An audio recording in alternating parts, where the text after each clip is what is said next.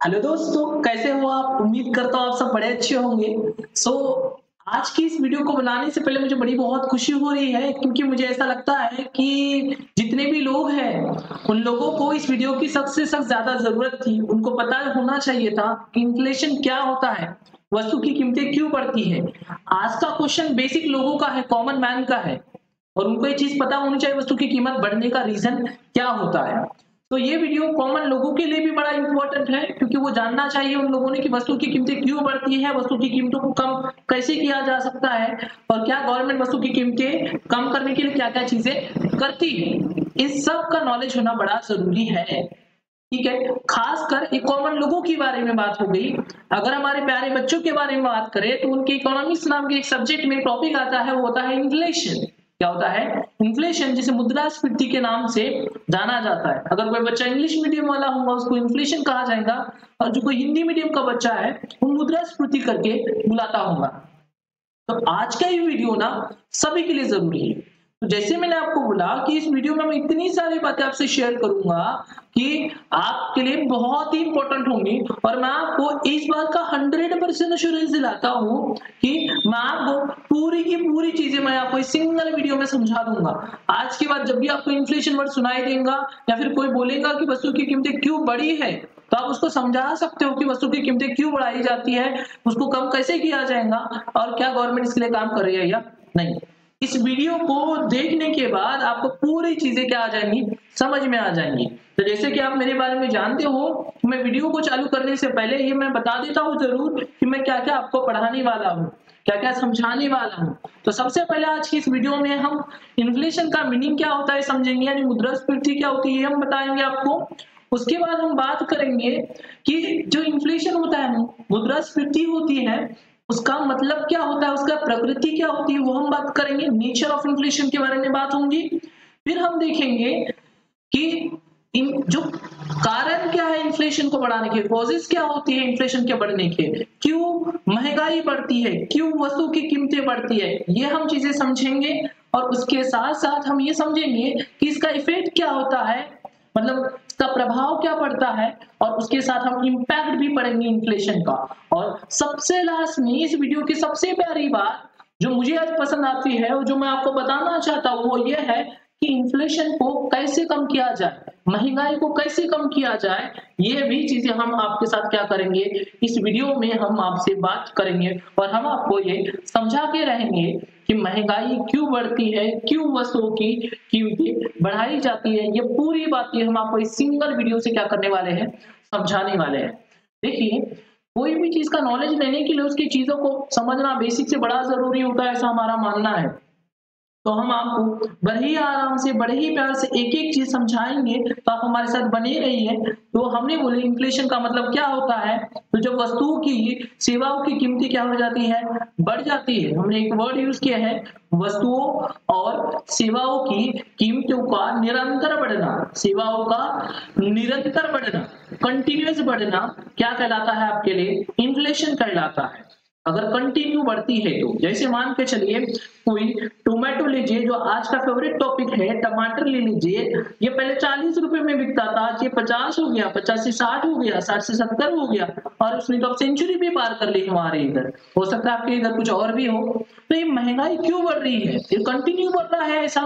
तो जब सभी वस्तु एवं सेवाओं की कीमतों में, हमने एक वर्ड यूज किया है, सभी वस्तु एवं सेवाओं की कीमतें अगर बढ़ती है तो उसे क्या कहा जाता है, इन्फ्लेशन कहा जाता है, हिंदी में मुद्रास्फीति कहा जाता है। अब आपके दिमाग में क्वेश्चन होगा कि कीमतें क्यों बढ़ती है। और देखिए, जैसे कि हर इंसान, कॉमन पर्सन बड़ा परेशान है। जैसे इन मेम साहब को ले लो और इन हमारे भाई साहब को ले लो, ये लोग कीमतें बढ़ने से कितना परेशान है, अपने सर पर हाथ रख के खड़े हुए हैं। तो हम आपको इस वीडियो में पूरी जानकारी देंगे, और आपको पता है हमारी पूरी वीडियो हिंदी में रहने वाली है, बट जो हमारे स्टूडेंट्स हैं उनके लिए हमने इस वीडियो का कंटेंट दो लैंग्वेज में बनाए हैं। जैसे हम आपके लिए बनाते हैं इंग्लिश में और हिंदी में, तो जो इंग्लिश मीडियम के बच्चे हैं वो इंग्लिश में भी लिख सकेंगे, और हिंदी मीडियम वाले हमारे बच्चे हिंदी में भी अपने पास नोट्स बना सकेंगे, और कॉमन पर्सन जो इंग्लिश समझता है वो इंग्लिश में भी पढ़ के समझ सके, और जो हिंदी भाषी है वो भी हमारी हिंदी भाषा में भी सरल शब्दों में समझ सके। इसलिए हमने इन चीजों को आपके लिए ऐसा बनाए हैं। तो हम आपका ज्यादा टाइम नहीं लेते और हम आपको पढ़ाते हैं इन्फ्लेशन यानी मुद्रास्फीति, महंगाई का मतलब क्या होता है। तो आप सबको पता होगा इन्फ्लेशन का मतलब क्या होता है। तो जब गुड्स एंड सर्विसेज की प्राइस कंटिन्यूली क्या होती जाती है, बढ़ते जाती है, कंटिन्यूली क्या होती जाती है, बढ़ती जाती है, तो उसे क्या कहा जाता है, इन्फ्लेशन कहा जाता है। मतलब किसी भी देश की अर्थव्यवस्था में, जैसे आप एक समझिए, एक निश्चित अवधि में किसी अर्थव्यवस्था में वस्तुओं की एवं सेवाओं के सामान्य मूल्य स्तर निरंतर वृद्धि होती है, लगातार बढ़ते जाता है, तो उसे क्या कहा जाता है, इन्फ्लेशन कहा जाता है, मुद्रास्फीति कहा जाता है। तो अगर आपसे कोई पूछता है महंगाई यानी क्या है या मुद्रास्फीति यानी क्या है, तो आप उसे बता सकते हो कि अगर किसी देश में उसकी वस्तुओं और सेवाओं की कीमत कंटिन्यूली निरंतर रूप से, लगातार रूप से क्या हो रही है, बढ़ते बढ़ते जा रही है, तो उसे क्या कहा जाता है, इन्फ्लेशन कहा जाता है। एक वर्ड यूज हुआ है यहाँ पे जनरल प्राइस लेवल, और यहाँ पे हिंदी में हुआ है सामान्य मूल्य स्तर। तो ये सामान्य जनरल प्राइस क्या होता है, तो हम यहाँ किसी एक वस्तु के बारे में बात नहीं करते, बल्कि सभी वस्तुओं को लेकर हम बात करते हैं कि सभी वस्तुओं की कीमतें क्या हो रही है, लगातार बढ़ रही है। आप ऐसा नहीं बोल सकते कि अगर टमाटर की कीमत, अकेले टमाटर की कीमत बढ़ रही है लेकिन बाकी सब वस्तुओं की कीमतें सस्ती है, तो आप उसे इन्फ्लेशन नहीं बुलाओगे। आप इन्फ्लेशन कब बुलाओगे, जब सभी वस्तुओं की कीमतें क्या हो जाएंगी, बढ़ जाएंगी, जनरल प्राइस लेवल बढ़ जाएंगे किसी देश में, तब माना जाता है कि वहां पे क्या हुआ है, इन्फ्लेशन हुआ है। तो इन्फ्लेशन को काउंट भी तो करना पड़ता होगा कि 5% इन्फ्लेशन है, 2% है, 100% है, 5% कितना है इन्फ्लेशन। तो इसको काउंट करने के लिए हमारे पास दो मेथड होती है, जिसमें से एक मेथड होता है आपका कंज्यूमर प्राइस इंडेक्स और दूसरी मेथड होती है आपकी होलसेल प्राइस इंडेक्स। इसको सीपीआई के नाम से जाना जाता है और इसको डीपीआई डब्ल्यूपीआई के नाम से जाना जाता है। तो आप ऐसे समझिए कि हमारे इन्फ्लेशन को काउंट करने के दो मेथड है, दो मेजर्स है, जिनमें एक है कंज्यूमर प्राइस इंडेक्स और दूसरा है हमारा होलसेल प्राइस इंडेक्स। तो अगर आपको कोई पूछता है कि इन्फ्लेशन को काउंट कैसे किया जाता है, तो आप उसे बता सकते हो सीपीआई मेथड से और डब्ल्यूपीआई मेथड, मतलब कंज्यूमर प्राइस इंडेक्स से और होलसेल प्राइस इंडेक्स से इन्फ्लेशन को क्या किया जाता है, काउंट किया जाता है, मेजर किया जाता है, गिना जाता है। हिंदी में अगर हम बोले तो कंज्यूमर प्राइस इंडेक्स को क्या कहा जाता है, तो इसे कहा जाता है उपभोक्ता मूल्य सूचकांक, और थोक मूल्य सूचकांक का मतलब होता है होलसेल प्राइस। ठीक है, इन दोनों से आप आमतौर पर क्या कर सकते हो, इन्फ्लेशन को क्या कर सकते हो, गिन सकते हो, काउंट कर सकते हो। ये चीजें याद रखिए, मेजर कर सकते हैं हम। तो इन्फ्लेशन से क्या होता है, तो इन्फ्लेशन से परचेसिंग पावर कम हो जाती है। क्या हो जाती है, परचेसिंग पावर क्या हो जाती है, कम हो जाती है। कम हो जाने का मतलब क्या है, नष्ट हो जाना, ठीक है, कम होना। अब परचेसिंग पावर का कम होना मतलब क्या है, तो आप कुछ ऐसे समझिए, मैं आपको एक एग्जांपल देता हूं, आप ऐसे समझिए कि हम आपके लिए एग्जांपल यहाँ यूज कर रहे हैं। आप ऐसे समझो कि आज से कुछ दिन पहले, कुछ महीने पहले जो हमारा टमाटर बहुत फेमस चल रहा है, जहां वहां पे हम टमाटर के बारे में बात करेंगे, आज हम टोमेटो को नहीं छोड़ेंगे। तो आज मान के चलिए आपके पास 100 रुपए थे, आज से ठीक 2 महीने पहले आप ले लीजिए, 2 महीने आपका टमाटर 20 रुपए किलो होगा, और आज के दिन में जो हमारा टमाटर है वो 50 रुपए किलो है, ऐसा मान के चलिए। तो मतलब जी ये 20 रुपए किलो टमाटर था, तो हम कितने किलो टमाटर खरीदते थे, 5 रुपए, 100 रुपए में, तो आप बोलोगे सर 5 किलो खरीदते थे। लेकिन अगर आज की डेट की बात किया जाए तो हम कितने टमाटर खरीदेंगे, सर 2 किलो खरीदेंगे। मतलब आप क्या हुआ, पहले आप 5 किलो खरीद रहे थे, लेकिन अभी आप कितना खरीद रहे हो, बस 2 किलो। मतलब आपका कितना किलो टमाटर नहीं मिल रहा है, नुकसान कितने किलो का हो गया, 3 किलो टमाटर का नुकसान हो गया। मतलब देखिए 100 रुपए के तो 100 रुपए वही है, लेकिन पहले आपको 5 किलो टमाटर मिलता था, लेकिन आज आपको बस 2 ही किलो टमाटर मिल रहा है। मतलब ये जो 100 रुपए की कीमत थी ना, 2 महीने पहले ज्यादा थी, मतलब इसका परचेसिंग पावर ज्यादा था। पहले 2 महीने पहले इसका परचेसिंग पावर क्या था, ज्यादा था। क्यों परचेसिंग पावर ज्यादा था, क्योंकि आपको 5 किलो टमाटर मिल रहे थे, क्योंकि 20 रुपए का भाव था। लेकिन जैसे ही कीमत बढ़ गई, इन्फ्लेशन आ गया मार्केट में, तो इस पैसे की परचेसिंग पावर क्या हो गया, कम हो गया, क्योंकि अभी उसी 100 रुपए में आपको बस कितने किलो टमाटर मिलने वाले हैं, 2 किलो टमाटर मिलने वाले हैं। तो आप इस बात को याद रखिएगा कि जो होता है आपका इन्फ्लेशन, जो होता है वो वस्तुओं की कीमतों को बढ़ाता है, वस्तुओं की कीमतों को क्या करता है, बढ़ाता है, वस्तु एवं सेवाओं की कीमतों को क्या करता है, बढ़ाता है, जिसकी वजह से कीमतें बढ़ने लगती है और जो समान राशि में, जैसे हमारे 100 रुपए में थे ना, हमारे 100 रुपए में ही हमें अभी जो वस्तुएं मिलेंगी ना, वो कैसी मिलेंगी, कम वस्तुएं मिली जाएंगी, उनकी आप कम वस्तुएं सेवाएं खरीदी जाती हैं। तो इन्फ्लेशन का ये बड़ा नुकसान होता है कि मनी का परचेसिंग पावर क्या हो जाता है, कम हो जाता है। ऐसा समझिए, परचेसिंग पावर को बड़ा समझना आपका इंपॉर्टेंट है और बहुत जरूरी है, सबको पता होना चाहिए। तो आप पहले 100 रुपए में 5 किलो खरीद रहे थे, मतलब ज्यादा खरीद रहे थे, लेकिन इन्फ्लेशन आ गया, कीमत क्या हो गई, बढ़ गई, इसलिए अब आप बस 2 किलो खरीद रहे हो, मतलब पहले के मुकाबले में आप आज कम वस्तुएं खरीद रहे हो, मतलब पैसे की परचेसिंग वैल्यू क्या हो जाएगी, कम हो जाएगी। उम्मीद करता हूं आप समझ गए होंगे। अब हमने आपसे बात की थी कि इन्फ्लेशन को काउंट करने की 2 मेथड है हमारे पास, तो हमने आपके लिए कौन कौन सी 2 मेथड है, आप हमारे अच्छे बच्चे हो तो आप हमें बता सकते हो, या कॉमन इंसान हो, आप होशियार हो ऐसा मानेंगे, तो आप सीपीआई एक मेथड बताए थे हमने और डब्ल्यूपीआई एक मेथड बताई थी हमने, कि अगर किसी देश में महंगाई बढ़ गई है या ज्यादा हो चुकी है, इसको समझने के लिए 2 मेथड होती है। एक होता है सीपीआई, मतलब आपका कंज्यूमर प्राइस इंडेक्स, एक होता है डब्ल्यूपीआई, मतलब आपका होलसेल प्राइस इंडेक्स। तो हमने आपके लिए एक छोटा सा चार्ट बनाए हैं, हमने इंटरनेट से यूज किया है, 2011 से लेके 2018 तक ये आपका जो इन्फ्लेशन था कम हुआ या ज्यादा हुआ था, इसका एक चार्ट हमने आपको बना के यहाँ पे दी है, आप चेकआउट कर सकते हो। लेकिन ये जो चार्ट हुआ है वो यूज हुआ है कौन सी, इसमें कंज्यूमर प्राइस इंडेक्स से यूज हुआ है। एक और इंडेक्स होता है आपको पता है, होलसेल प्राइस इंडेक्स, तो उसका भी चार्ट आप देख सकते हो। तो ये चीज मैंने आपको बताया कि हम 2 चीजों से इन्फ्लेशन को काउंट कर सकते हैं, एक सीपीआई से और एक डब्ल्यूपीआई से। कैसे काउंट होता है वो हम किसी और जगह देखेंगे और किसी और वीडियो में समझेंगे, ठीक है। आगे देखिए अब हम बात करते हैं इन्फ्लेशन के बारे में, कि इन्फ्लेशन की नेचर कैसे होता है, उसकी प्रकृति कैसी होती है। तो इन्फ्लेशन का जो पहला होता है नेचर या प्रकृति होती है मुद्रास्फीति की, वो ये होती है कि कंटिन्यूअस होती है, सतत प्रक्रिया होती है। मतलब मुद्रास्फीति जो होती है एक सतत प्रक्रिया है, क्योंकि ये समय के साथ साथ ये क्या होती जाती है, बढ़ते जाती है। जैसे वस्तु की कीमतें समय के साथ साथ बढ़ती जाती है, उसी को इन्फ्लेशन कहा जाता है। मतलब इन्फ्लेशन की एक बात ये होती है कि कौन सी प्रोसेस है आपकी, कंटिन्यूअस प्रोसेस है, जो क्या करती है, प्राइस को ट्रेंडिंगली क्या करती है, राइज करती है, मतलब कंटिन्यूअस क्या करते रहती है, ऊपर लेके जाती है। दूसरी चीज जनरल प्राइस लेवल, तो मैंने आपको बताया था ना कि ये जनरल प्राइस लेवल को बढ़ाता है, मतलब सभी वस्तु की कीमतों को क्या करता है, बढ़ाता है। लेकिन इसके साथ एक बात ऐसी हो सकती है, जैसे हमने यहाँ बोले हैं कि ये किसी एक वस्तु के स्पेसिफिक गुड्स के या फिर किसी सर्विसेज की, मतलब किसी एक वस्तु के, किसी विशिष्ट वस्तु या सेवा के कीमत में वृद्धि को हम इन्फ्लेशन नहीं कहते, बल्कि जब पूरी समग्र मूल्य स्तर, समग्र मतलब पूरे के पूरे वस्तुओं का या जनरल प्राइस लेवल क्या हो जाता है, बढ़ जाता है, तो उसे क्या कहा जाता है, इन्फ्लेशन कहा जाता है। तो इन्फ्लेशन में किसी एक वस्तु की कीमत कम या ज्यादा नहीं होती, या ज्यादा कम तो होंगी ही नहीं, इन्फ्लेशन में कीमतें क्या होती है, बढ़ती है। तो इन्फ्लेशन में किसी एक वस्तु की कीमतें नहीं बढ़ती, बल्कि जनरल प्राइस लेवल, मतलब सभी के सभी वस्तु का कीमत क्या हो जाता है, बढ़ जाता है। मतलब पूरे अर्थव्यवस्था को, पूरे देश को प्रभाव डालता है, किसी एक वस्तु को प्रभाव नहीं डालता। ये इन्फ्लेशन की प्रकृति होती है, इसका नेचर होता है।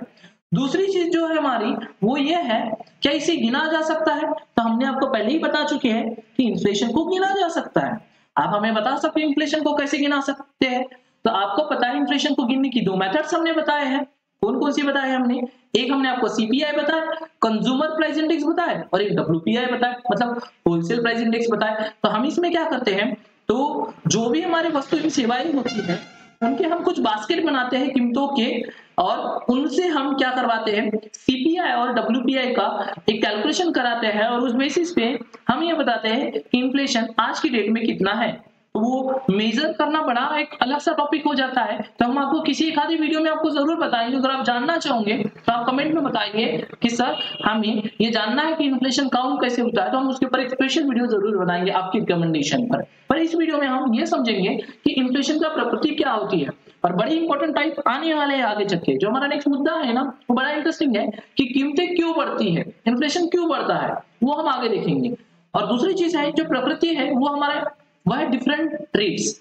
और डिफरेंट रेट्स क्या होते हैं, तो आपको पता है कि हमारी इकोनॉमी में अलग अलग सेक्टर्स है, अलग अलग सेक्टर है, मतलब एक आधा बैंकिंग सेक्टर ले लीजिए आप इंश्योरेंस सेक्टर ले लीजिए आप या पब्लिक सेक्टर ले लो, आप अलग अलग चीजें तो हमारे पास है ही, अलग अलग सेक्टर, प्राइवेट सेक्टर ले लो, कंपनीज ले लो आप थोड़ी बहुत, मतलब जो इन्फ्लेशन होता है वो वेरी करता है मतलब चेंज होता है।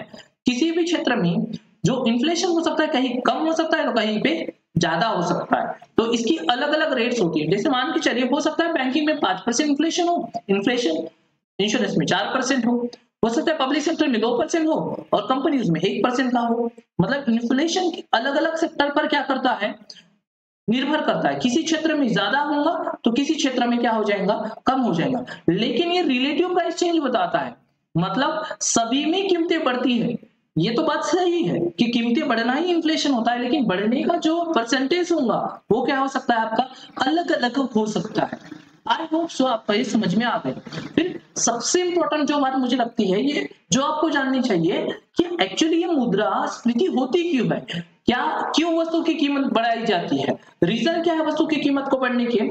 तो वस्तु की कीमत के बढ़ने के दो रीजन हो सकते हैं। कितने रीजन हो सकते हैं हमारे पास, दो रीजन, या हम आपके साथ 4 रीजन शेयर करेंगे इंपॉर्टेंट। और भी रीजन हो सकते हैं, लेकिन जो मेन 2 रीजन है ना वो ये है। पहला है आपका demand pull inflation. Demand pull inflation मतलब क्या होता है, तो आप ऐसे समझिए, बड़े आसान शब्दों में हम आपको समझा रहे हैं कि यहाँ पे जो लोग खरीदने वाले होते हैं, वो मांग जो होती है वो ज्यादा होती है, लेकिन उसकी पूर्ति क्या हो जाती है, वस्तुओं एवं सेवाओं की पूर्ति, जो हमारे वस्तु और सेवा होंगी, गुड्स एंड सर्विसेज होंगी, उनकी जो पूर्ति होंगी ना वो क्या होंगी, आपकी कम होंगी। मतलब आपके खरीदने वाले लोग क्या होंगे, ज्यादा होंगे। खरीदने वाले लोग क्या होंगे, ज्यादा, लेकिन जो बेची जाने वाली वस्तुएं होंगी, वस्तुएं क्या होंगी, कम होंगी। तो आप ही बताओ, जब खरीदने वाले लोग ज्यादा है और वस्तुएं क्या है, कम है, तो कीमत क्या हो जाएंगी, अपने आप बढ़ जाएंगी, क्योंकि हर कोई क्या कहेगा कि मुझे ज्यादा पैसे पर खरीदना है। जैसा मैं आपको एक छोटा सा एग्जांपल बताता हूँ कि अगर 2 बुक है, कितनी बुक है, 2 बुक है, मैं भी खरीदना चाहता हूँ, चलो एक ही बुक है मानते हैं, मैं भी खरीदना चाहता हूँ और आप भी खरीदना चाहता हूँ। आपके लिए भी वो बुक जरूरी है, मेरे लिए भी वो बुक जरूरी है। तो मैं बोलूंगा मैं 100 रुपए में खरीदूंगा, आप बोलोगे मैं 200 में खरीदूंगा, मैं बोलूंगा मैं 300 में खरीदूंगा, आप बोलोगे 400 में खरीदूंगा।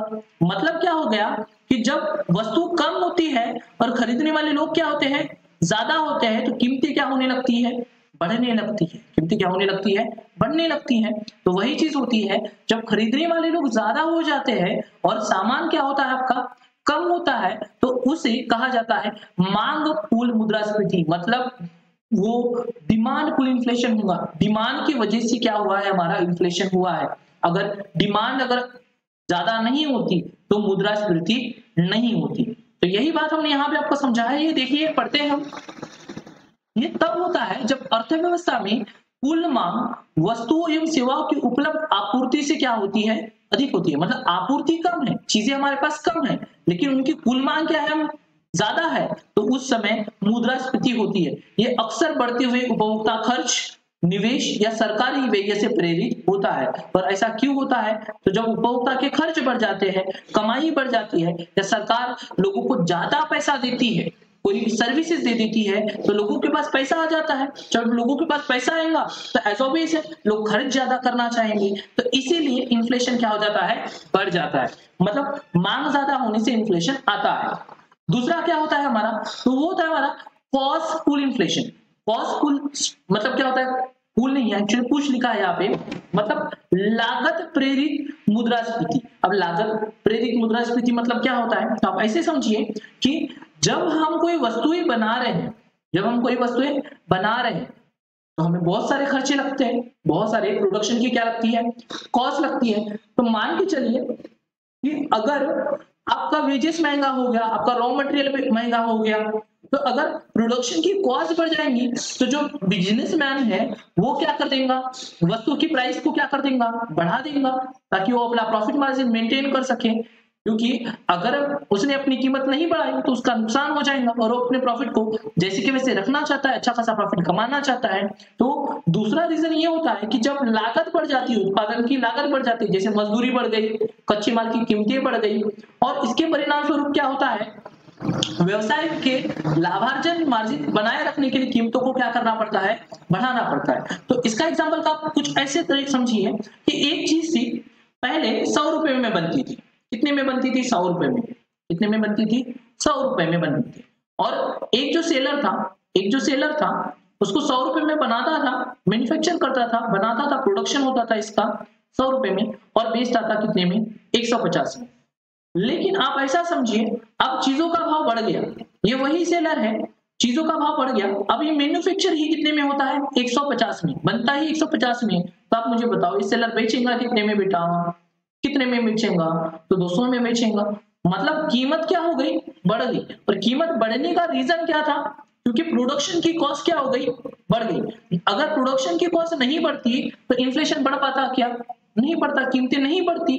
तो अगर वस्तु की कीमत की वजह से, वस्तु की कीमत की वजह से, मतलब प्रोडक्शन के खर्चों की वजह से अगर कीमत बढ़ती है तो उसे क्या कहा जाता है, उसका पहला या उसका जो रीजन होता है, कारण होता है मुद्रास्फीति का, वो होता है कॉस्ट पुश। मतलब जो बनाने वाली चीजें हैं, वस्तु के उत्पादन में लगने वाले खर्चे हैं, उनकी कीमतें क्या हो जाती है, बढ़ जाती है। तो मजबूरन व्यवसायियों को उसकी कीमतें क्या करनी पड़ती है, बढ़ानी पड़ती है, और इसी वजह से इन्फ्लेशन आ सकता है, वस्तु महंगाई आ सकती है मार्केट में।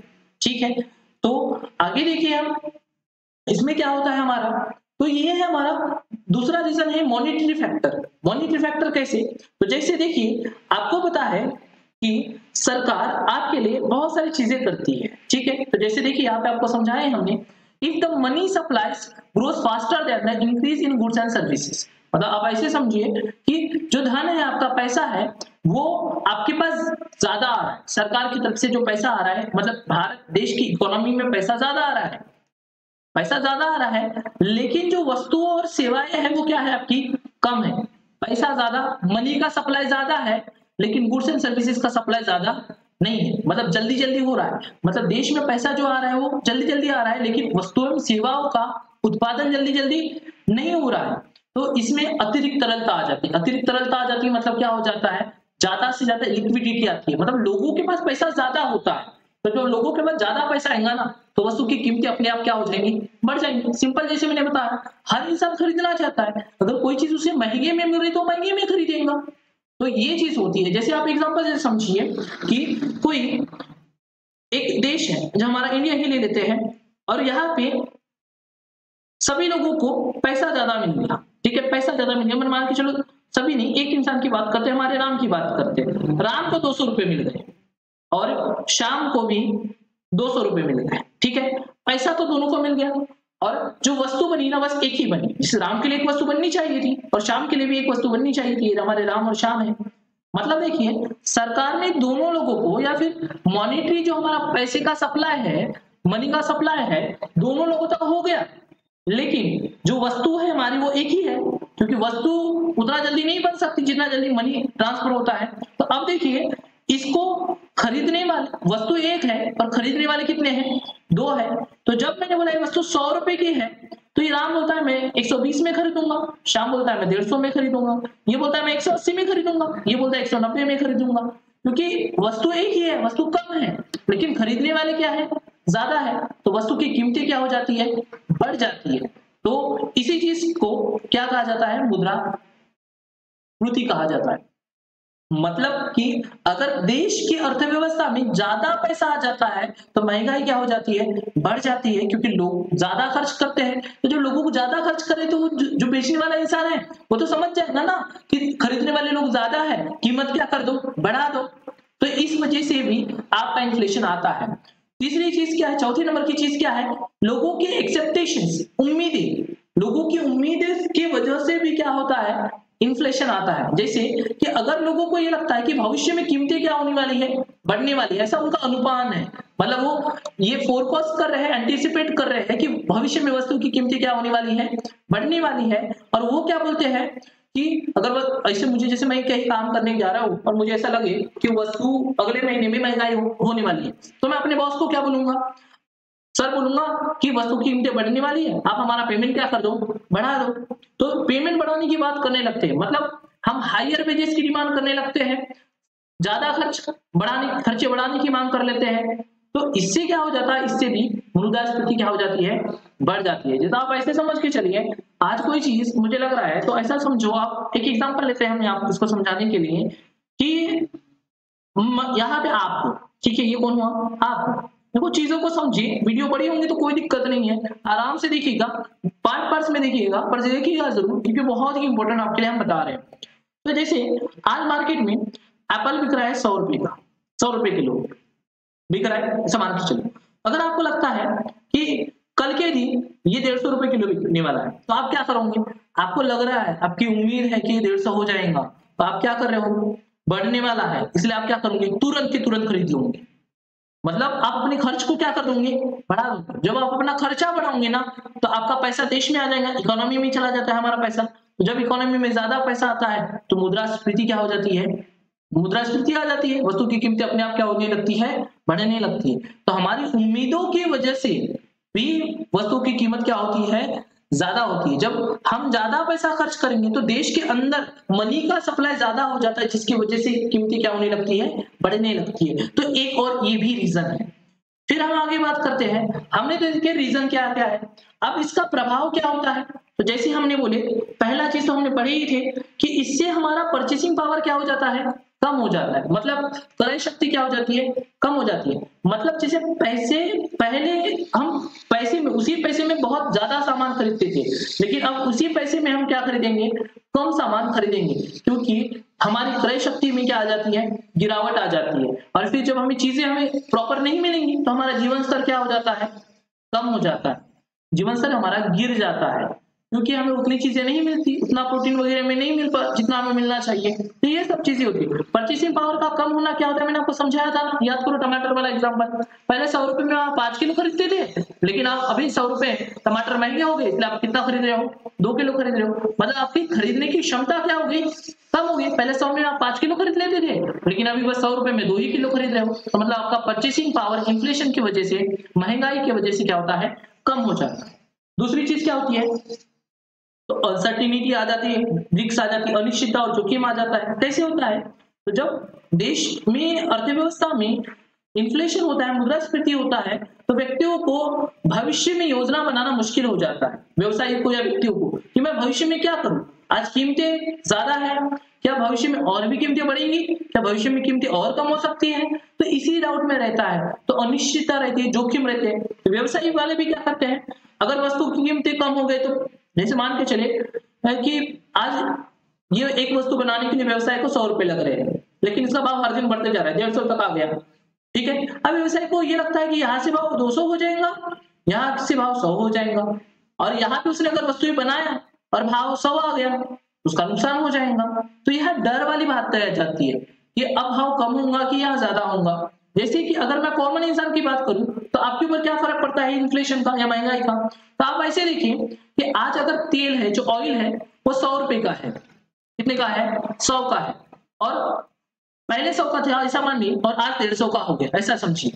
और अगर आपको लगता है क्या ये 200 होगा या ये 120 पे आ जाएगा, तब आपके मन में अगर ये क्वेश्चन होता है कि 150 पे खरीदूं या ना खरीदूं, और मैं पड़ जाती हूँ ना, क्योंकि अगर 150 का हो गया और आप 150 से 120 का हो गया और आपने 150 में खरीदे, तो आप नुकसान में चले जाओगे। अगर 150 में खरीदिए और 200 हो गया, तो आपका थोड़ा सा पैसा बच जाएगा। मतलब हम हमेशा ही अनिश्चितता में रहता है कि वस्तु की कीमत बढ़ने वाली है या कम होने वाली है। मतलब हम जोखिम स्वीकार करते हैं, हमें मुश्किल लगता है इन्फ्लेशन के समय में, तो ये प्रभाव होता है, अनिश्चितता बनी रहती है इन्फ्लेशन के समय। ठीक है, दूसरी चीज समझिए, इससे क्या होता है? तो redistribution of income and wealth, मतलब जो आय होता है और धन होता है, उसका पुनर्वितरण किया जाता है। पुनर्वितरण कैसे होता है? तो देखिए, जैसे देनदारों का लाभ होता है, इसमें देनदारों का क्या होता है? लाभ होता है, और जो बचतकर्ता होते हैं या निश्चित आय वाले लोग होते हैं, उनका क्या होता है? नुकसान होता है। तो ये कैसे होता है वो समझिए। जैसे देखिए, पहले देनदारों का मतलब जो हमारे डेटर्स होते हैं, उनका क्या होता है? इसमें बेनिफिट होता है, और जो हमारे सेवर्स होते हैं, सेविंग करने वाले या फिक्स इनकम वाले लोग होते हैं, उनका क्या होता है? नुकसान होता है। कैसे होता है वो समझिए आप। जैसे डेटर का मतलब क्या होता है, आप पहले समझिए। डेटर का मतलब होता है देनदार। देनदार मतलब क्या होता है? जो इंसान आपको पैसे देने वाला है।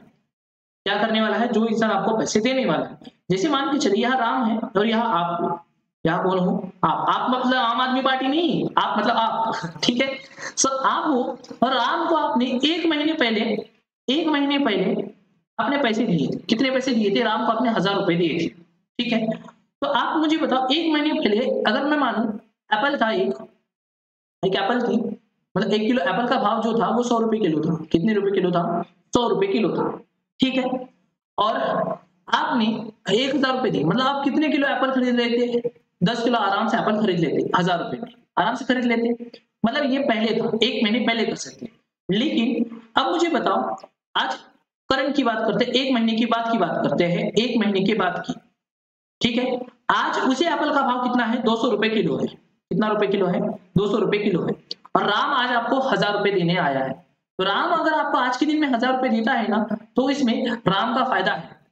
ठीक है, क्योंकि आज के समय में आप देखो, अगर एप्पल खरीदने जाओ तो आपको बस कितना किलो एप्पल मिलेगा? तो आपको 5 किलो एप्पल मिलेगा। मतलब राम ने जब इस 1000 रुपए का यूज किया था, तो राम ने कितनी चीज खरीदी था? 100 किलो खरीदा था। मतलब उसको ज्यादा बेनिफिट हुआ था। लेकिन इन्फ्लेशन की वजह से कीमतें बढ़ गई, और अब कीमतें बढ़ गई, तो आप उसी 1000 रुपए में कितना खरीद रहे हो? बस 5 किलो खरीद रहे हो। तो मतलब जितने बचत किया या जिसने पैसा निवेश किया कहीं पे, तो उसका क्या हो गया? नुकसान हो गया, क्योंकि पैसे की कीमत क्या हो जाती है? परचेसिंग पावर कम हो जाता है महंगाई की वजह से। तो यही बात बोला है, इसका फायदा हो गया ना, इसने 1000 रुपए में 100 किलो 10 किलो एप्पल खा लिए मान के चलो, और आप महंगाई आ गई, इसलिए आपने बस 200 रुपए किलो हो गए, आपने बस 5 ही किलो खाए। मतलब देनदारों का लाभ होता है, जो बचत करता है ना, अपना पैसा बचा के रखता है, उन लोगों का क्या हो जाता है? नुकसान हो जाता है। यही आप 1000 रुपए बचा के रखते, बचा के रखे होते, मान के चलो ऐसा आपने बचा के रखे, तो आज आपको बस कितना एप्पल मिलेगा? 5 किलो। लेकिन अगर आप पहले खरीदते तो आपको कितना किलो एप्पल मिलता? 10 किलो मिल जाता। मतलब ये होता है, इन्फ्लेशन में क्या होता है, तो जो डेटर होते हैं, देनदार होते हैं, उनका लाभ होता है, लेकिन जो बचत करने वाले लोग होते हैं, जिनकी आय निश्चित होती है, उन लोगों का क्या होता है? नुकसान होता है। तो ये बड़ा फर्क पड़ता है। उसके बाद क्या होता है हमारा? तो नेक्स्ट है विकृत मूल्य संकेत। अब विकृत मूल्य संकेत का मतलब क्या होता है? तो आप ऐसे समझिए, जिस व्यवसाय और निवेश, ऐसे ही यहाँ पर हम पढ़ लेते हैं एक बार। इन्फ्लेशन से डिस्ट्रॉयड हो जाता है। क्या डिस्ट्रॉयड हो जाता है? डिस्ट्रॉयड प्राइस सिग्नल, कि हमें ये नहीं पता चल पाता कि वस्तु की कीमत ऊपर जा रही है या नीचे आने वाली है। जैसे मैंने आपको बताया था, अगर एप्पल मान के चलो यहाँ 200 का है, एप्पल का एग्जांपल ले रहे हैं, यहाँ 200 का है। अब हम कंफ्यूज हो गए ना कि 200 से 250 जाएगा या 200 से 150 आएगा। तो इस समय में हम प्राइस के सिग्नल को समझ नहीं पाते, मुद्रा जो कीमत होती है हमारी, उसके संकेत को समझ नहीं पाते। इसलिए इस समय बिजनेस को डिसीजन लेना बड़ा क्या होता है? हार्ड काम होता है। इसमें कोई भी डिसीजन नहीं ले सकते। तो कहाँ पैसा इन्वेस्ट करे, कहाँ प्रोडक्शन करे या ना करे, ये बड़े क्वेश्चन बिजनेस के दिमाग में आ जाते हैं, क्योंकि इससे बिजनेस को बड़ा नुकसान हो सकता है। क्योंकि अगर 200 कीमत चल रही है एप्पल की, और मान के चलो एक बिजनेस वाले ने 200 रुपए किलो के हिसाब से एप्पल लाया, और मान के चलो इन्फ्लेशन कम हो गया और एप्पल कितना किलो बिकना लगा? 150 रुपए किलो बिकने लगा, तो दुकान वाले का कितना लॉस हो जाएगा ना। तो डिसीजन लेने के समय बड़ी दिक्कत क्रिएट करता है, क्योंकि प्राइस के प्रॉपर सिग्नल हमें नहीं मिल पाते कि प्राइस कम होने वाली है या ज्यादा होने वाली है। तो इन्फ्लेशन से ये फर्क पड़ता है। देखिए आगे की बात करते हैं कि और क्या फर्क पड़ता है, इसका इम्पैक्ट किसके ऊपर होता है। तो जो देश का आर्थिक विकास होता है ना, वो भी क्या हो जाता है? कम हो जाता है। मतलब देखिए क्या होता है, जब कीमत बढ़ेगी, हाई चीजें होंगी, कीमत बढ़ेगी, तो उससे क्या होता है? देश का आर्थिक विकास कम हो जाता है। जैसे उच्च और अप्रत्याशित मुद्रास्फीति निवेश को हितोत्साहित करता है। इन्वेस्टमेंट लोग करना पसंद नहीं करते, डिस्करेज करता है इन्वेस्टमेंट को, क्योंकि आप ये मैंने बताया, जो सेविंग करते हैं, जो पैसा इन्वेस्ट करते हैं, उनका इन्फ्लेशन में क्या होता है? बोला मैंने आपको, नुकसान होता है बोला। तो जब आपको पता है कि आप उनका पैसा इन्वेस्ट करोगे तो आपको नुकसान होने वाला है इन्फ्लेशन में, तो आप मुझे बताओ बड़ा कि आप इन्वेस्टमेंट करोगे? तो हम इनकरेज नहीं हो जाएंगे, हम डिस्करेज हो जाएंगे, हितोत्साहित हो जाएंगे। मतलब हम वहां पैसा लगाना नहीं चाहेंगे, और हम क्या करेंगे? अपने खर्चे को भी क्या करवा देंगे? कम करवा देंगे। हम भी अपने फ्यूचर के बारे में सोचने लग जाएंगे, जिससे कि आर्थिक विकास क्या हो जाता है? कम हो जाता है। फिर इंटरेस्ट के रेट्स, तो जैसे इन्फ्लेशन बढ़ जाता है तो इंटरेस्ट के रेट्स पे भी इसका बड़ा प्रभाव आता है। कैसे प्रभाव आता है? तो बैंक क्या करती है? ब्याज दरों को प्रभावित करती है। अगर इन्फ्लेशन कंट्रोल करना हुआ तो बैंक के जो दर होते हैं उनको क्या किया जाता है? ब्याज दर को बढ़ाया जाता है कि लोग ज्यादा लोन ना ले, क्योंकि अगर ज्यादा लोन लेंगे तो और देश में पैसा आएगा। अगर कोई आपको बोलता है कि इन्फ्लेशन का मतलब क्या है, तो दो चीजें याद रखना, कीमत बढ़ती है और देश के अंदर जो पैसा होता है वो पैसा भी बहुत होता है।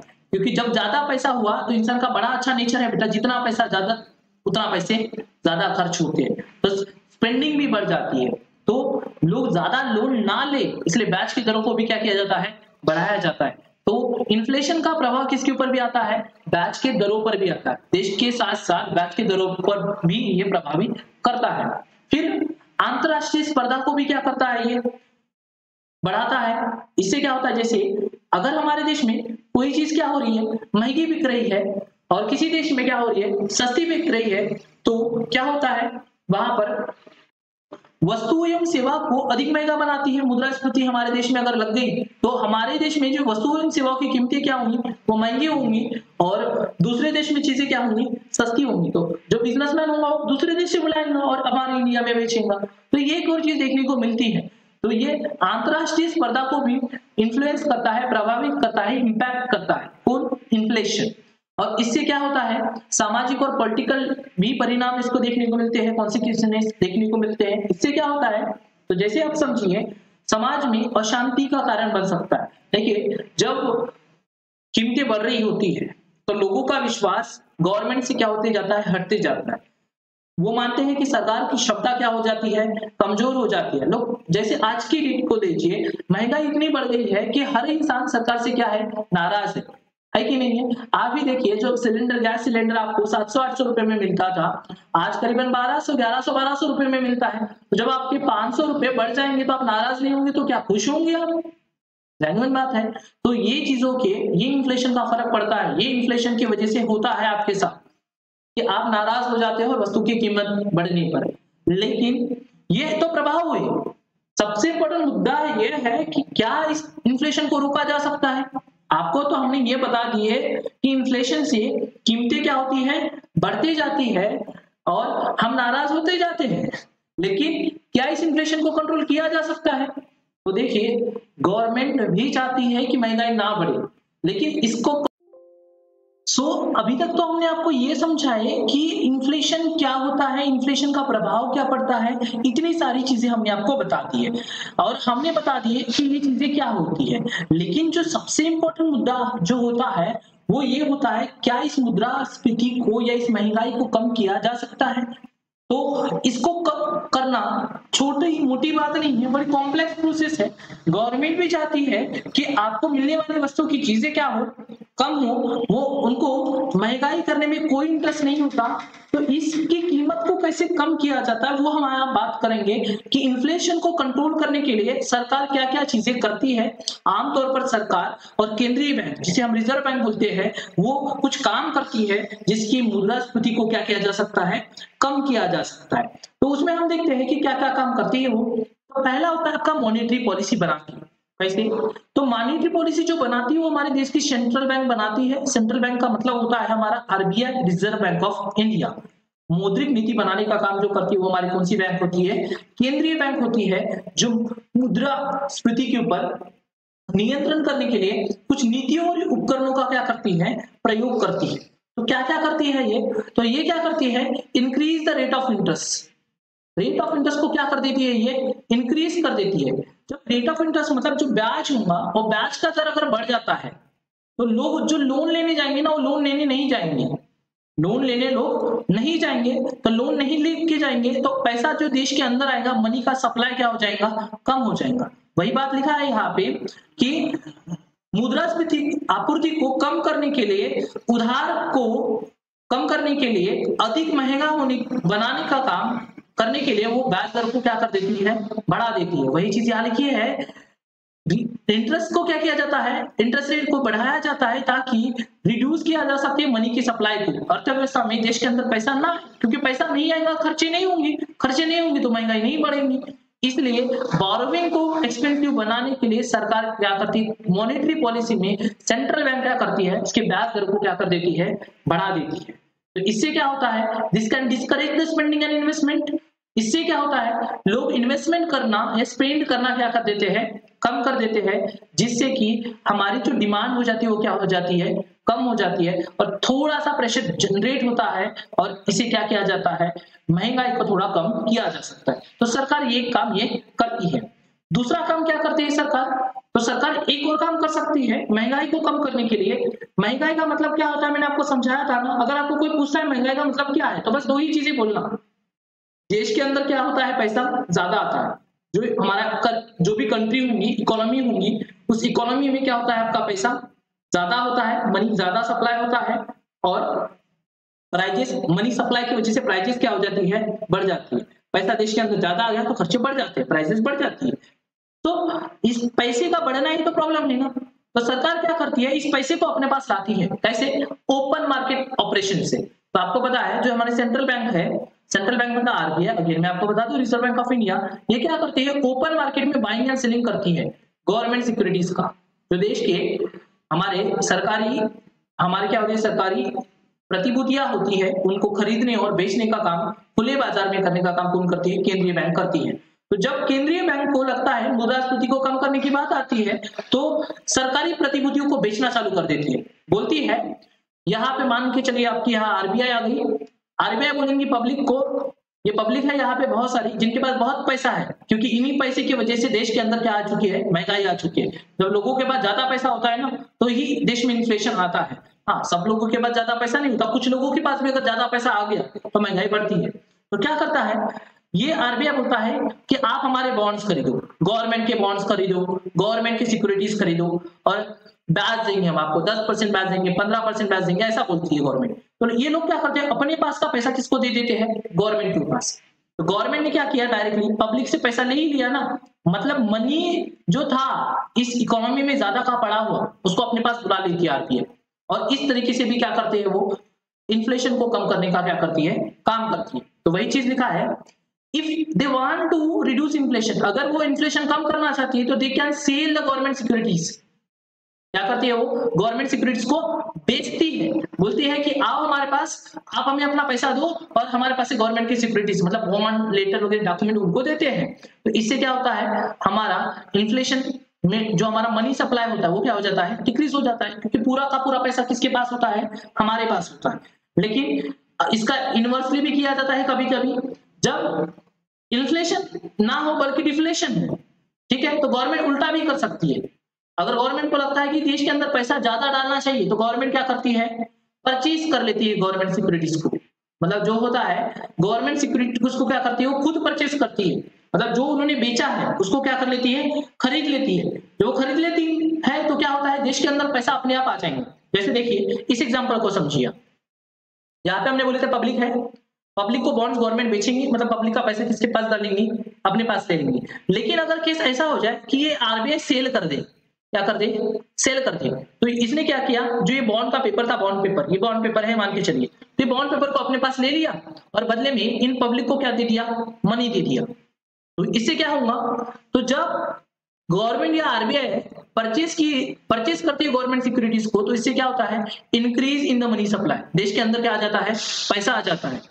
तो ये डिफ्लेशन के केस में किया जाता है। इन्फ्लेशन के केस में, इन्फ्लेशन को, महंगाई को कम करने के लिए देश क्या, जो हमारी आरबीआई होती है वो गवर्नमेंट सिक्योरिटीज को क्या करती है, सेल करती है, और लोगों से पैसा अपने पास बुलाती है, ताकि जो महंगाई हो वो कम हो सके, क्योंकि जब लोगों से पास से पैसा जाएगा तो ही देश के अंदर महंगाई क्या होती है, कम होती है। तो इस तरीके का काम वो कर सकती है। आगे की बात करते हैं, तो रिजर्व रिक्वायरमेंट, तो आरबीआई क्या करती है, रिजर्व रिक्वायरमेंट डाल देती है किसी बैंक के ऊपर। तो आपको पता है जो बैंकों का बैंक है वो हमारा आरबीआई है, सेंट्रल बैंक है, और उसके बोलने पर ही जितने भी हमारे कॉमर्शियल बैंक होते हैं, वाणिज्यिक बैंक होते हैं, जैसे आपका एसबीआई हो गया, पीएनबी हो गया, ठीक है, या आपका एचडीएफसी हो गया, ये सब कॉमर्शियल बैंक है जो प्रॉफिट कमाने के लिए बैठे हैं। तो इनके ऊपर रेगुलेट करने का काम कौन करती है, आरबीआई। तो ये क्या कर देती है, बैंकों को बोलती है कि जो रिजर्व है वो क्या करवा दो, बढ़ा दो। मतलब जैसे मान के चलो कि एक बैंक है, एसबीआई की बात करते हैं, और एसबीआई में 1 करोड़ रुपए जमा होते हैं। कितना जमा होता है हर दिन का, 1 करोड़ रुपए जमा होता है। आमगांव ब्रांच की बात करें, होता तो जहां से मैं ये वीडियो बना रहा हूँ वो आमगांव है, गोंदिया महाराष्ट्र के अंदर आता है। तो यहाँ पे मान के चलो 1 करोड़ रुपए आरबीआई के पास हर दिन जमा होते हैं। तो गवर्नमेंट बोलती है आरबीआई की ब्रांच को बोलेगा, आरबीआई बोलेगा एसबीआई को, कौन बोलेगा, आरबीआई बोलेगा एसबीआई को, पहले 25% जमा करते थे, ठीक है। तो इसका मतलब क्या हो, 25% रिजर्व रखने का मतलब, तो 1 लाख का 25% जो होता है 25 लाख होता है। तो इस बैंक के पास 25 लाख रुपए क्या रहते थे, जमा रहते थे, और बचा हुआ जो 75,000 है वो बैंक क्या देती है, एज अ 25 लाख लोन के रूप में देती है। मतलब कुछ परसेंट बैंक को अपने पास कैश में रखना पड़ता है, ये आरबीआई के रूल्स होते हैं। तो जब बैंक ऐसा रखता है, तो अभी लोन कितने का जा रहा है, लोगों के पास पैसा कितना जा रहा है, 75 लाख। तो आरबीआई को अगर इन्फ्लेशन कम करना है तो ये बोलेंगे आप क्या करो, 25% की जगह कितना परसेंट अपने पास रिजर्व रखो? 50%। मतलब अगर इस बैंक को 1 लाख रुपए मिलता था तो अभी वो क्या हो जाएगा, 1 लाख का कैसे हो जाएगा?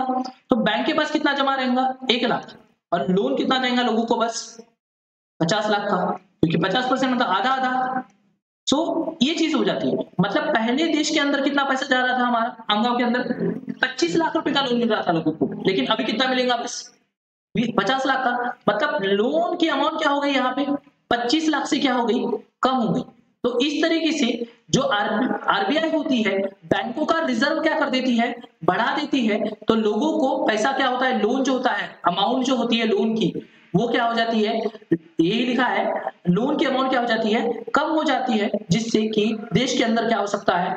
इन्फ्लेशन को, महंगाई को कंट्रोल किया जाता है। जैसे आप देखिए यहाँ लिखा है, केंद्रीय बैंक जो है वाणिज्यिक बैंकों के लिए आरक्षित आवश्यकता की भी समायोजित करते हैं, आवश्यकता को भी समायोजित करते हैं। आरक्षित आवश्यकता को बढ़ाने पर अगर इन्होंने जो आवश्यकता रिक्वायरमेंट है, जो रिजर्व जितना पैसा उन्होंने रखना चाहिए, अगर उसको बढ़ाते हैं तो क्या होता है वो देखिए। बैंकों के द्वारा उधार दी जाने वाली को प्रभावी ढंग से कम कर देते हैं। तो आपको जैसे मैंने पहले बताया कि अगर पहले 25% बचाने को बोल रहे थे, तो बैंक उधार कितने दे रही थी लोगों को, लोन कितना दे रही थी? 25 लाख का। लेकिन जैसे लिमिट 25 से बढ़कर कितनी हो गई? 50 हो गई। तो बस लोगों को लोन कितने का जा रहा है? बस 50 लाख रुपए का लोन जा रहा है, और बाकी 50 लाख बैंकों के पास पड़े हुए हैं।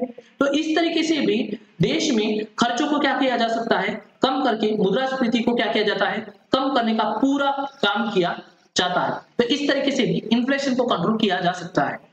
आगे की बात हम करते हैं, तो एक होता है फिस्कल पॉलिसी। फिस्कल पॉलिसी जो होती है वो कौन बनाती है? तो आप याद रखिए, मॉनेटरी पॉलिसी हमारी आरबीआई बनाती है। जो हमारी मौद्रिक नीति होती है, मॉनेटरी पॉलिसी होती है, मौद्रिक नीति, इसको बनाने का काम कौन करता है? आपका आरबीआई करता है। लेकिन जो हमारी फिस्कल पॉलिसी होती है, जिसे हम राजकोषीय नीति कहते हैं, उसको बनाने का काम कौन करता है? सरकार करती है।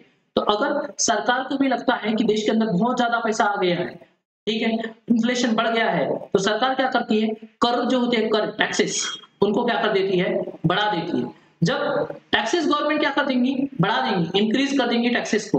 तो इससे क्या हो जाएगा? जो ज्यादा का पैसा है इंडियन इकोनॉमी में, वो जो पैसा है वो किसके पास आ जाएगा? सरकार के पास आएगा, क्योंकि टैक्स ज्यादा लेंगे। जैसे मान के चलो, आज कोई इंसान 10 लाख रुपए कमाता है और 30% का टैक्स देता है, समझ के चलिए आप, तो 3 लाख रुपए उसकी गवर्नमेंट को गए, और उसके पास कितना पैसा बचा? 7 लाख रुपए बचा। मतलब वो कितना रुपए खर्च कर रहा है? आज के दिन में 7 लाख रुपए खर्च कर रहा है, और इसी 7 लाख रुपए खर्च करने की वजह से इन्फ्लेशन आता है, ऐसा आप समझो। तो अगर गवर्नमेंट को लगता है कि ये 7 लाख ज्यादा हो गए, तो गवर्नमेंट क्या कर देंगी? इस 10 लाख के ऊपर 30% से ज्यादा 50% क्या कर ला देंगी? टैक्स लगा देंगी। मतलब इस 10 लाख का 5 लाख किसको देना पड़ेगा? उसको गवर्नमेंट को देना पड़ेगा, उस व्यक्ति को। और उस व्यक्ति के पास कितना बचेगा? बस 5 लाख बच जाएगा। तो जब उसके पास बचेगा ही कम है, ये उसकी इतना उसके पास बचेगा, तो उस पेन भी क्या करेगा? खर्चे भी क्या कर देगा? 5 लाख ही करेगा। मतलब वो पहले खर्च कितना कर रहा था? 7 लाख, लेकिन अभी वो कितना कर रहा है? 5 लाख। तो सरकार को अगर लगता है कि मुद्रास्फीति आई है, तो टैक्स को क्या कर देती है? बढ़ा देती है। और जिससे कि क्या होता है, जो देश में ज्यादा का पैसा होता है इंडियन इकोनॉमी में, उसको अपने पास गवर्नमेंट वापस बुला लेती है, और इस इन्फ्लेशन को कंट्रोल करने के लिए पूरा ट्राई किया जाता है। कौन करता है? ये गवर्नमेंट करता है। उसके अलावा गवर्नमेंट ये भी कर सकती है, पैसे इन्फ्लेशन को कम करने के लिए सप्लाई पॉलिसी बना सकती है। सप्लाई क्या कर सकती है? पॉलिसी बना सकती है। जैसे कि आपको पता है कि सप्लाई कम होती है, डिमांड ज्यादा होती है, हमने पढ़े ना। डिमांड ज्यादा होती है मतलब लोगों की मांग ज्यादा होती है, लेकिन उतनी वस्तुएं नहीं होती। मतलब सप्लाई का मतलब होता है वस्तु की आपूर्ति, मतलब वस्तु को बनाना। तो वस्तु की पूर्ति क्या होती है? कम होती है, उतनी वस्तुएं नहीं मिल पाती। इसी की वजह से क्या आता है? आपका इन्फ्लेशन आता है, ये हमने पढ़े हैं। तो गवर्नमेंट चाहे तो कुछ ऐसी पॉलिसीज बना सकती है जो सप्लाई साइड में हो। सप्लाई साइड में हो मतलब सामान बनाने में लोगों की हेल्प हो। मतलब ऐसी नीतियां बनाए जो आपूर्ति वालों के लिए, मतलब जो सेलर है, बेचने वाले लोग हैं, उनको सामान बनाने में क्या हो जाए? हेल्प हो जाए। जैसे उनकी उत्पादन क्षमता क्या हो जाए? बढ़ जाए। जैसे कि वो क्या कर सकती है?